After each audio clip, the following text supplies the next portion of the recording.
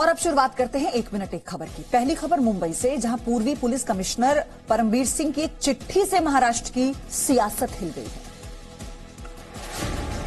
मुंबई के पूर्व police commissioner Parambir Singh ने सीएम उद्धव ठाकरे को चिट्ठी लिखी, जिसमें उन्होंने गृह मंत्री अनिल देशमुख पर आरोप लगाया है कि उन्होंने सचिन वजह से हर महीने 100 करोड़ रुपए वसूल करने को कहा था। चिट्ठी में लिखा गया है कि मुंबई पुलिस की अपराध शाखा के क्राइम इंटेलिजेंस यूनिट CIU के हेड सचिन वजह को फरवरी के मध्य और उसके बाद गृह मंत्री ने अपने सरकारी आवास पर बुलाया था। उस समय गृह मंत्री के 1-2 कर्मचारी, जिनमें उनके निजी सचिव भी शामिल थे, वहां मौजूद थे। गृह मंत्री ने वहां वजह से कहा कि उनके पास हर महीने 100 करोड़ रुपए जमा करने का टारगेट है। आरोप के मुताबिक देशमुख ने वजह से कहा था कि मुंबई में 1750 बार और रेस्टोरेंट हैं। हर एक से यदि 2 से 3 लाख रुपए महीना भी वसूला जाए तो 50 करोड़ बन जाते हैं और बाकी रकम अन्य स्रोतों से वसूली जा सकती है। परमबीर सिंह ने चिट्ठी में दादरा नगर हवेली के सांसद मोहन डेलकर के सुसाइड केस में भी दबाव डालने का आरोप लगाया। वहीं आरोपों के जवाब में गृह मंत्री अनिल देशमुख ने उल्टा पूर्व कमिश्नर पर ही आरोप लगा दिए।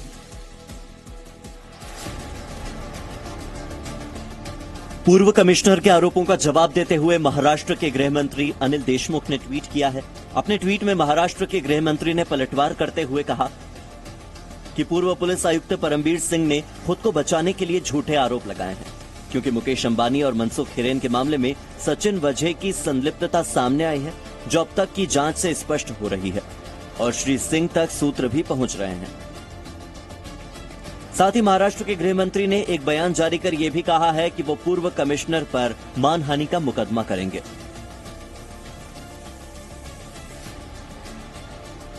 उधर शिवसेना इस मामले में कुछ भी कहने से बचती हुई नजर आई। मीडिया से बात करते हुए शिवसेना नेता और राज्यसभा सांसद संजय राउत ने कहा कि उन्हें इस मामले में कुछ मालूम नहीं है। इस मामले पर आगे बोलते हुए शिवसेना ने कहा कि यह सरकार से जुड़ा मामला है, तो सरकार के प्रमुख ही इस पर बात करेंगे।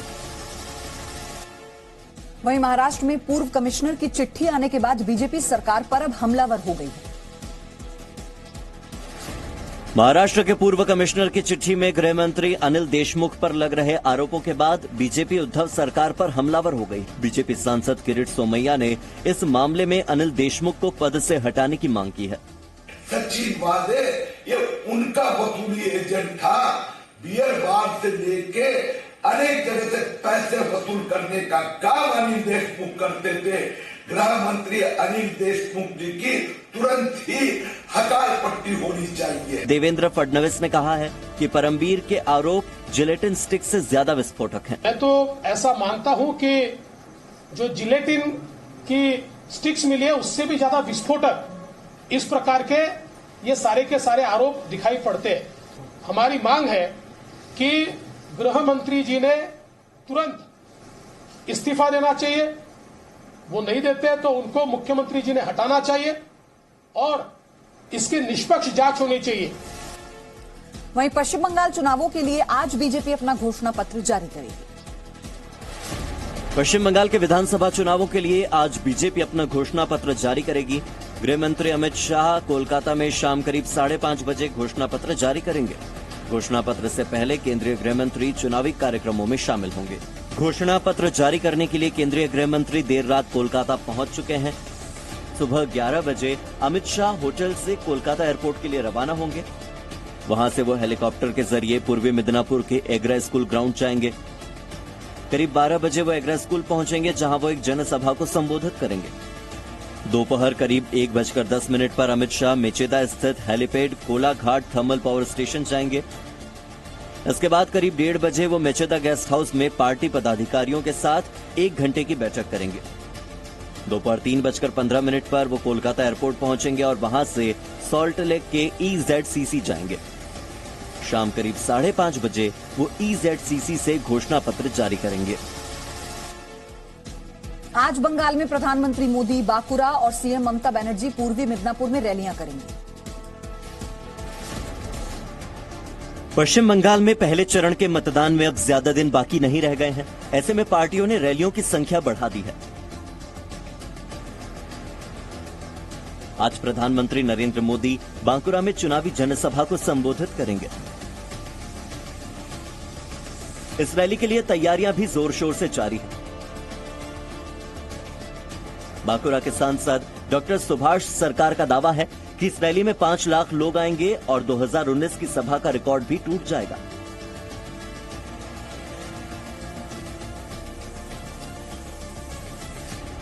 वहीं आज सीएम ममता बनर्जी शुभेंदु अधिकारी के गढ़ कहे जाने वाले पूर्वी मिदनापुर में 3 रैलियां करेंगी।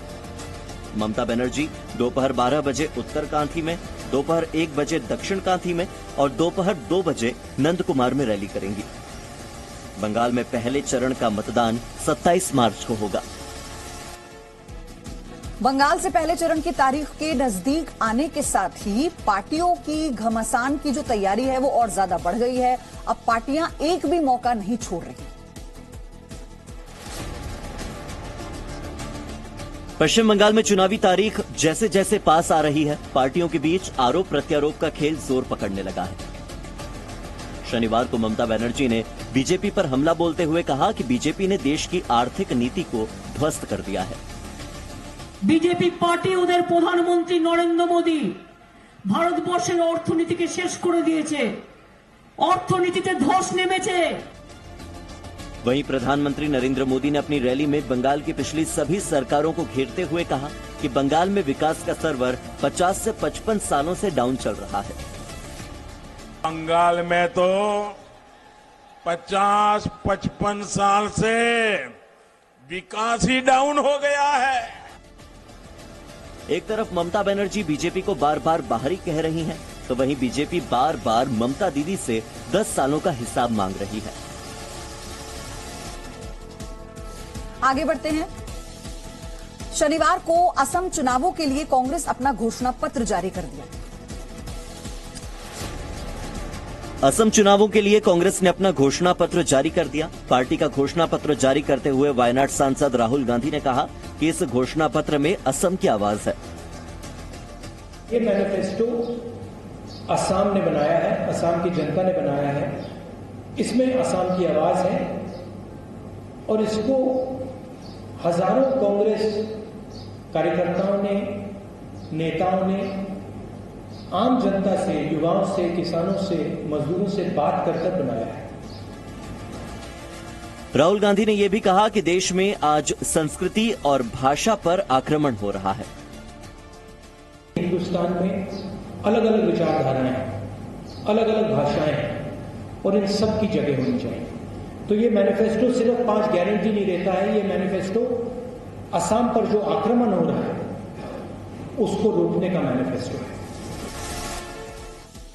शनिवार को राहुल गांधी ने एक बार फिर आरएसएस पर हमला बोलते हुए गंभीर आरोप लगाए। शनिवार को वायनाड से कांग्रेस सांसद राहुल गांधी ने एक जनसभा के दौरान आरएसएस पर हमला बोला।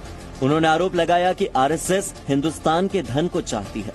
एक शक्ति नागपुर में जो पैदा हुई वो पूरे हिंदुस्तान को कंट्रोल करने की कोशिश कर रही है। क्यों कर रही है? कोई प्यार नहीं है, वो हिंदुस्तान का जो धन है वो चाहते हैं। राहुल के इस आरोप पर संघ के सर कार्यवाह बने दत्तात्रेय होसबोले ने कहा कि ये कहना बिल्कुल गलत है।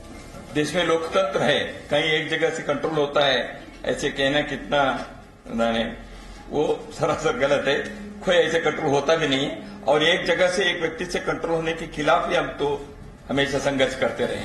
इससे पहले भी राहुल गांधी आरएसएस के विद्यालयों की तुलना पाकिस्तान के मदरसों से कर चुके हैं, जिसे लेकर भी बीजेपी की ओर से उनकी काफी आलोचना हुई थी। होली का त्योहार अब एक हफ्ते दूर है, ऐसे में मथुरा से होली की तस्वीरें भी आनी शुरू हो चुकी हैं। ये मथुरा के यमुना विहार की तस्वीरें हैं जो बता रही हैं कि होली का त्योहार अब ज्यादा दूर नहीं है। कुंभ मेला क्षेत्र में लोगों ने शनिवार को जमकर होली खेली। वैदिक मंत्रोच्चार के साथ ठाकुर जी को फूलों की नाव पर रखा गया। यहाँ मौजूद भक्तों पर पुष्प, गुलाल और टेसू से बने प्राकृतिक रंगों के साथ साथ लड्डुओं की बरसात भी की गई। भक्तों ने श्री प्रभु श्रीनाथ प्यारे के साथ पुष्पादि से होली खेलना शुरू कर दिया। भक्तों ने यमुना में डुबकी लगाकर होली के आरंभ होने का संकेत दे दिया। साक्षात गोलोक वैकुंठ सारे दिव्य लोग यहीं उपस्थित हो गए हैं और सभी लोग उसी प्रकार से आनंद में झूमते हुए होली के रस में सराबोर थे। और ठाकुर जी से हम यही कामना, यही प्रार्थना करते हैं कि ऐसे ही उनकी भक्ति में सब सराबोर रहें, डूबे रहें।